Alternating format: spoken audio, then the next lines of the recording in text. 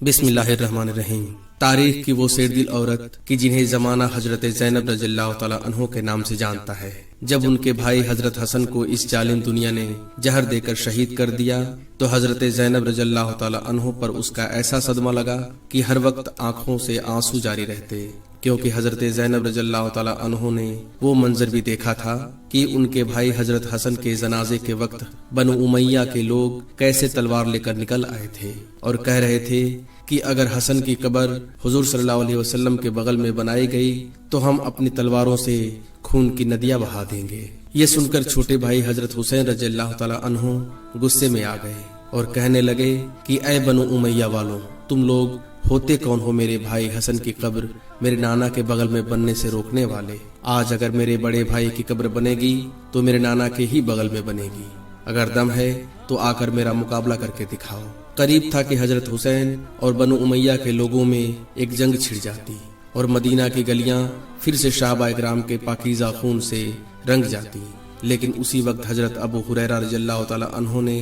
آ کر حضرت حسین کو سمجھایا اور کہا کہ اے حسین، کیا تمہیں اپنے بڑے بھائی حسن کی وہ وصیت یاد نہیں جو انہوں نے وفات کے وقت کہی تھی کہ اگر نانا کے بغل میں قبر بنانے پر کچھ لوگ مخالفت کریں تو لڑائی جھگڑا مت کرنا، بلکہ مجھے میری امی حضرت فاطمہ الزہرا رضی اللہ تعالیٰ عنہ کے بغل میں لے جا کر دفن کر دینا۔ یہ سن کر حضرت حسین رضی اللہ تعالیٰ عنہ کا غصہ ٹھنڈا پڑ گیا اور کہنے لگے کہ چلو اب میرے بھائی حسن کی قبر میری امی کے بغل میں بناؤ۔ اور پھر شام ہوتے ہوتے حضرت حسن کو جنت البقیع میں ان کی امی حضرت فاطمہ رضی اللہ تعالیٰ عنہ کے بغل میں دفن کر دیا گیا۔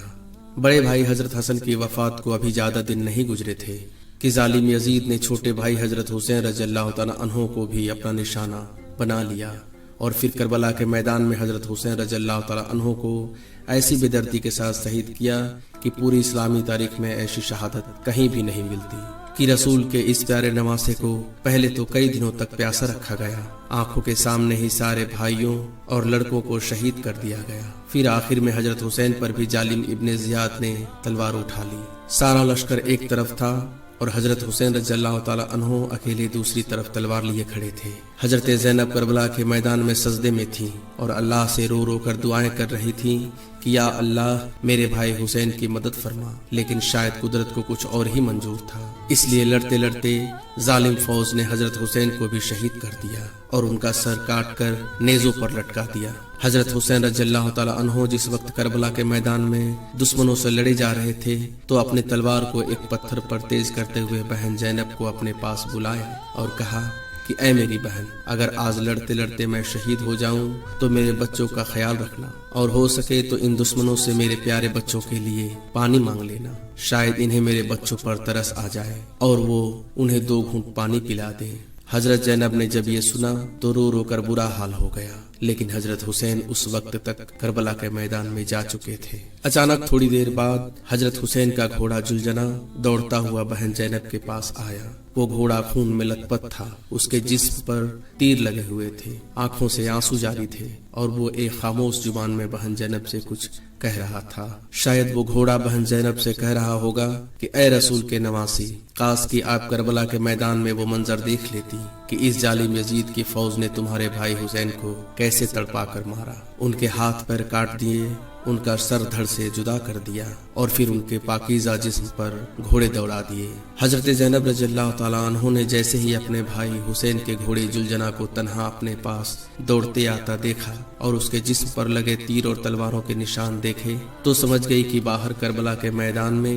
ان ظالموں نے میرے بھائی حسین کے ساتھ کیا قہر ڈھایا ہے۔ اور پھر حضرت زینب کی ایک رونے کی آواز گونجی جس نے زمین و آسمان کو بھی ہلا کر رکھ دیا۔ حضرت زینب رضی اللہ تعالی عنہ رو رو کر اپنے نانا حضور کو پکار رہی تھی اور کہہ رہی تھی کہ اے میرے نانا محمد، اے میرے نانا محمد، کاش کہ آپ زندہ ہوتے، آج کربلا کے میدان میں آ کر دیکھ لیتے کہ ان ظالموں نے تیرے حسین کے ساتھ کیا کیا ہے۔ حضرت حسین کو شہید کرنے کے بعد ابن زیاد نے فوج کو حکم دیا کہ جاؤ اور اب عورتوں کے خیمے پر حملہ بولو۔ اچانک ابن زیاد کے حکم پر فوج نے عورتوں کے خیمے پر حملہ بول دیا اور وہ سپاہی ایک ایک کر کے خیمے کو جلاتے جا رہے تھے اور اندر بیٹھی پاکیزہ عورتوں کو بے پردہ کر کے خیموں کے باہر دھکا دے رہے تھے۔ اچانک اسی وقت ایک آواز گونجی کہ اے فوج والوں، اپنی جگہ پر رک جاؤ، खबरदार, जो तुम एक कदम भी आगे बढ़े, क्या तुम्हें पता नहीं कि अंदर अहले बैत की औरतें बैठी हैं। दोस्तों, ये आवाज करबला की शेरनी हजरत ज़ैनब रज़ियल्लाहु तआला अन्हा की थी, लेकिन उस जालिम फौज ने नबी की इन नवासी का भी एहतराम ना किया और अंदर घुसते चले गए। हजरत ज़ैनब रज़ियल्लाहु तआला अन्हा नबी की वो नवासी थी कि जिनकी आवाज तक किसी गैर महरम ने ना सुनी थी, लेकिन आज करबला के मैदान में यजीद की इस जालिम फौज ने नबी की इस नवासी को भी बेपर्दा करके मर्दों के सामने ला खड़ा किया। हजरत ज़ैनब रज़ियल्लाहु तआला अन्हा जब खेमों से बाहर निकली और हर तरफ अपने घर वालों की लाशें ही लाशें देखी और अपने भाई हुसैन का कटा सर इब्ने ज़ियाद की तलवार पे लटका देखा तो बेहोश होकर गिर पड़ी, और जब होश आया तो फिर ऐसी अल्फाज में मरसिया पढ़ा कि जिसे सुनकर दुश्मन भी रोने लगे। हजरत ज़ैनब ने रोते हुए करबला के मैदान में कहा, ऐ मेरे नाना मोहम्मद, ऐ मेरे नाना मोहम्मद, आ जाओ, आज करबला के मैदान में आकर देख लो कि इन लोगों ने आपके बच्चे हुसैन का सर काट कर कैसे नेज़ों पर लटका दिया है। आपके घर की औरतों को बेपर्दा करके जंजीरों में जकड़ दिया गया है और उन्हें सड़कों पर घसीटा जा रहा है। ऐ मेरे नाना मोहम्मद, काश कि आप जिंदा होते। हजरत ज़ैनब की इस दुख भरी फरियाद ने पत्थर दिलों का भी सीना चीर कर रख दिया, लेकिन जालिम इब्ने ज़ियाद के हुक्म पर फौज ने अहले बैत की औरतों को जंजीरों में जकड़ा और फिर उन्हें पैदल ही कूफा शहर लेकर गए। दोस्तों, कूफा शहर करबला के मैदान से कोई आसपास नहीं था, बल्कि सैकड़ों किलोमीटर दूर था। ये जालिम फौज अहले बैत की औरतों को जंजीरें पहनाकर पैदल ही कूफा शहर ले गए। इब्ने ज़ियाद की नजर जैसे ही हजरत हुसैन के लड़के हजरत ज़ैनुल आबदीन पर पड़ी तो हुक्म दिया कि इस लड़के की भी गर्दन काट कर नेज़े पर लटका दो। इब्ने ज़ियाद के हुक्म पर सिमर आगे बढ़ा और अपनी तलवार निकालकर हजरत ज़ैनुल आबदीन को शहीद करना चाहा, लेकिन हजरत ज़ैनब ने जैसे ही सिमर को तलवार निकालता देखा तो दौड़कर अपने भतीजे हजरत ज़ैनुल आबदीन के ऊपर जाकर लेट गईं और कहने लगी कि ऐ जालिमों, क्या अभी तक तुम्हारी प्यास नहीं बुझी? तुम रसूल के घर वालों का कितना खून बहाओगे? सिमर ने बहुत कोशिश की, लेकिन हजरत ज़ैनब ने अपने भतीजे हजरत ज़ैनुल आबदीन को कत्ल ना होने दिया और कह दिया कि ऐ जालिमों, अगर तुम मेरे भतीजे को कत्ल करना चाहते हो तो पहले मेरी गर्दन काटो। आखिर मजबूर होकर इब्ने ज़ियाद ने सिमर को रोक दिया और कहा, इन सभी को कूफा लेकर चलो। तमाम अहले बैत को पैदल ही बेड़ियों में जकड़कर कूफा ले जाया गया और फिर वहां से पैदल यजीद के महल दमिश्क ले जाकर उन्हें जालिम यजीद के सामने पेश किया गया। यजीद ने जब हजरत हुसैन के कटे सर के साथ बेहुरमती करते हुए अपनी छड़ी से उनके होठों पर मारा तो ये मंजर देखकर एक बूढ़े सहाबी तड़प उठे और खड़े होकर कहने लगे, ऐ जालिम यजीद, हुसैन के होठों से अपनी छड़ी हटा लो। मैंने इन होठों पर प्यारे नबी हुजूर सल्लल्लाहु अलैहि वसल्लम के होठों को लगते देखा है। उन सहाबी की बात सुनकर यजीद इतने गुस्से में आया कि कहने लगा कि ऐ बूढ़े दादा, शुक्र मनाओ कि तुम बूढ़े हो गए हो, वरना अभी अपनी तलवार से तुम्हारी गर्दन उड़ा देता। दमिश्क पहुंचने के बाद यजीद भी इन अहले बैत के साथ कुछ बुरा सलूक करना चाहता था, लेकिन हजरत ज़ैनब रज़ियल्लाहु तआला अन्हा के दिल चीर देने वाले खुतबों ने पूरे दमिश्क को हिलाकर रख दिया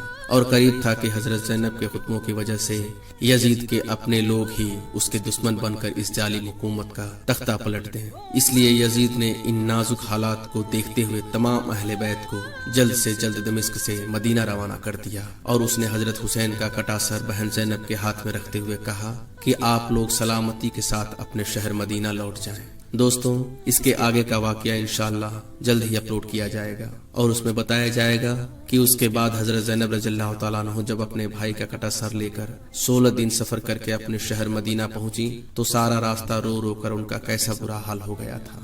और फिर मदीना पहुंचकर वो ऐसे खामोश थीं, सारे मदीना वाले पूछ पूछ कर थक जा रहे थे कि ऐ ज़ैनब, हमें कुछ तो बताओ कि करबला के मैदान में क्या हुआ था। लेकिन हजरत ज़ैनब खामोश थीं और अपने भाई हजरत हुसैन का कटा सर लेकर धीरे धीरे अपने नाना हुजूर सल्लल्लाहु अलैहि वसल्लम की कब्र की तरफ चलती जा रही थीं। जैसे ही हजरत ज़ैनब अपने नाना हुजूर सल्लल्लाहु अलैहि वसल्लम की कब्र पर पहुंची तो अपने भाई हुसैन का कटा सर नाना के कदमों में रखकर ऐसे अल्फाज कहे कि जिसे सुनकर सारे मदीना वाले बिलक बिलक कर रोने लगे। हजरत ज़ैनब बहुत देर तक अपने नाना की कब्र पर अपना सर रखकर रोती रहीं और कहती रहीं, ऐ मेरे नाना मोहम्मद, काश कि आप जिंदा होते।